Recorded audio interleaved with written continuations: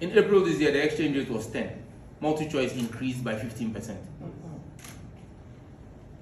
So if they claim that a depreciation of the cedi is the basis for the increases that they were doing, in April this year, when the cedi was trading at 10, they increased by 15%. If the cedi is trading at 12, they will reduce by 30%. I'm working my own mathematics. So we will take our mathematics to the meeting and we'll see whose math is stronger.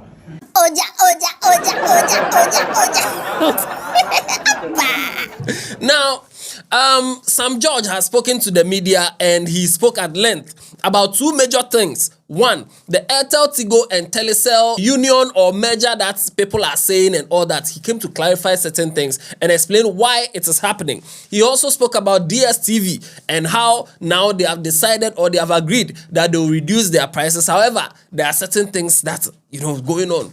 People are asking, hey, Airtel Tigo coming to join Telecel. What will be the new name? Is it AT&T or is Atasa?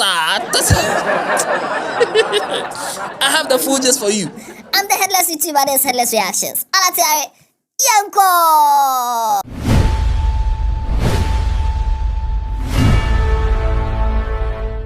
Now, before we get into this content, massive interview that is coming.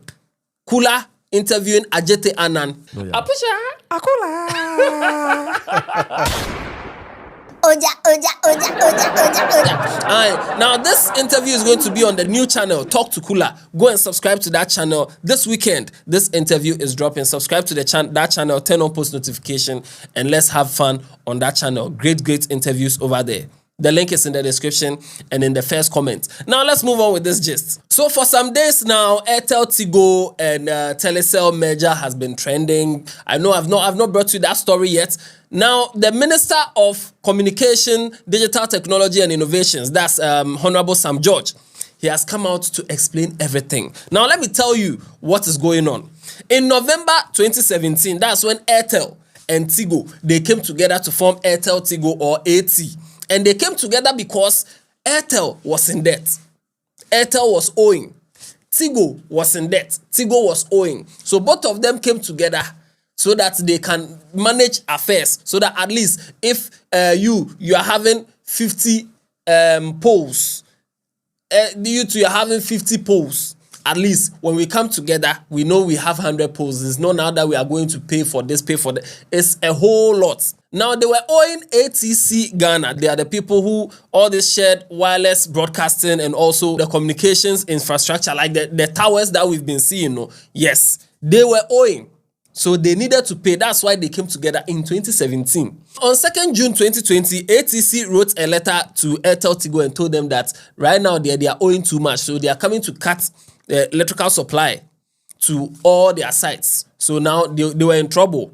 And also in the NCA at the time stepped in, and due to COVID and all those things, they tried to have a conversation with them so that they will manage it and everything. Now, in 2021, government acquired AT, that's Airtel Tigo. Government, based on their shares that they have, they acquired Airtel Tigo. And then ATC started asking the government, right now, it's you that you own the thing, so come and pay. Following this acquisition, ATC began making demands on the government for payment of AT's debts, with threats of shutting down AT sites if these demands were not met.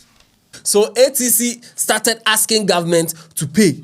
And the debt has become so much that on 1st September, this week, on 1st September, ATC, they started disconnecting all the towers. That is okay. Right now, you are owing too much. And it was at this point that the NCA directed Airtel Tigo, that's AT, and Telecel, that they should join forces, so that they will route all the AT or Airtel Tigo, their connectivity and everything, through Telecel towers. On 1st September 2025, ATC commenced the disconnection of power to AT's radio access networks across the country due to the outstanding debt. To avoid a national crisis that could have affected over 3 million subscribers of AT Ghana, the NCA directed AT and Telecel to immediately establish a national roaming agreement thereby migrating all of AT's traffic onto Telecel's network to minimize disruption. Now, this thing that is about to happen, Honorable Sam George assured the public that it is not going to affect Airtel Tigo customers, it's not going to affect the calls, it's not going to affect the text messages, it's not going to affect the internet or the data, and also it's not going to affect the AT money, the Airtel Tigo money. Everything is safe and it will run smoothly. Only a few people will see some small hitches, but it will run smoothly. It is important to note at this point that all of AT's services, and I'll be clear here, voice, SMS, data, and AT money remain intact. Now, they formed or they've appointed KPMG as a transaction advisor because AT is going to join Telecel. So right now, KPMG is a transaction advisor and they have three major things they need to focus on right now. One, provide guidance to Airtel Tigo and also to Telecel on how to compete against MTN. Provide guidance on this whole thing coming together. No, they have to, one, provide guidance. MTN market share is over 70%. So that means the less than 30% that is left. Now at this point, MTN is getting close to 75%. So the 25% market share that's left. Telecel owns about 18%. And Airtel Tigo has 7 point something percent. So right now, Airtel Tigo going to join Telecel. That's like 25%. Going against 75%. It's going to be some way. Now, two, assess government's shares that they have in Telecel. Right now, government owns majority shares in Airtel Tigo. So right now, it's like government owns Airtel Tigo. They are going to see the shares that they have in Telecel so that they can see how best they can maneuver certain things to come together. Three, they have 60 days because of how urgent this thing is. Because of how urgent it is, they have 60 days to come up with all these findings so that they can find something better to do. Now, to the staff of AT, that's Airtel Tigo, Honorable Sam George said, you are not losing your jobs. Nobody is losing their jobs. On the future of staff of AT Ghana, the government will ensure that the approximately 300 permanent staff of AT retain their employment. I repeat, they will retain their employment, there will be no job losses. I have already met with the staff and offered them assurances in this regard. The transaction advisor has instructions to also consider the fate of the over 200 contract staff of AT. I'm grateful to the staff of AT Ghana for their candor and openness during my engagement with them. I'm fully aware of the gravity of the current situation on the workers, their families, and their dependents, but I remain committed on behalf of the government to protect them from any adverse situation. We will see sunshine very soon. It will happen. He also reiterated that this is not a merger. So it's not like it's coming to be AT&T. It's not an acquisition. It's not like Telecel is acquiring Airtel Tigo or government is acquiring Telecel, or it's not an acquisition. I need to be very, very clear on this because we've seen media reportage. This is not a merger. It is also not an acquisition. We're dealing with a force majeure situation, and the work of the transaction advisor and the recommendations from their report will lay out a clear path for the consideration of government. For emphasis, I repeat, what is happening and playing out is not a merger, and neither is it an acquisition. So if you were confused about the whole Airtel Tigo and also Telecel coming together and all that, is because of ATC starting to disconnect all the towers and stuff. So right now they have to move or port their things to Telecel so that they'll be using Telecel's facilities for now while they try their best to maneuver all these things. Also, he spoke about DSTV and the saga that's going on. The news is that DSTV has finally agreed that they are going to beat down their prices for Ghana. Now, they gave them 30 days. And the 30 days, to provide whatever guideline that they use to bill Ghana or to charge Ghana. That 30 days would end tomorrow, 6th September.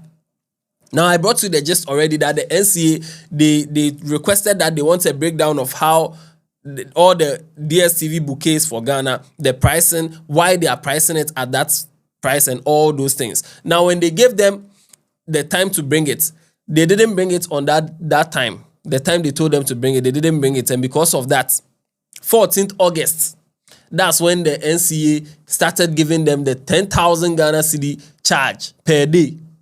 Because according to the rules, if they tell you to bring it and you don't bring it, 10,000 Ghana cedis per day. So they started charging them. Now, the 10,000 Ghana cedi penalty per day that they've not submitted their breakdown is going to government. So far, about 24 days have passed. The NCA still has the mandate to ensure that they collect what is due from the fines that we imposed on multi-choice for the almost 24 days before they provided the information that they did not provide the information. 10,000 cedis a day for 24 days. So right now, 240,000 Ghana cedis in debt. That's what they owe. And government has all the right to take the money.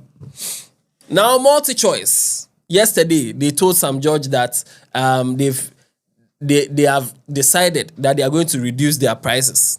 So right now, what they will do next is to form a committee, and Honorable Sam George said he will be the chairman of that committee, where they will discuss the reduction as to the level of reduction and the percentage of the reduction and everything. But multi-choice, they were asking for 30 days for the committee, 30 days to decide. Sam George said, you know what? This thing doesn't need 30 days. We are doing it in 14 days. And the 14 days, weekends are also part. It's not 14 working days. 14 days, weekends are also part. We'll do it and we'll do it.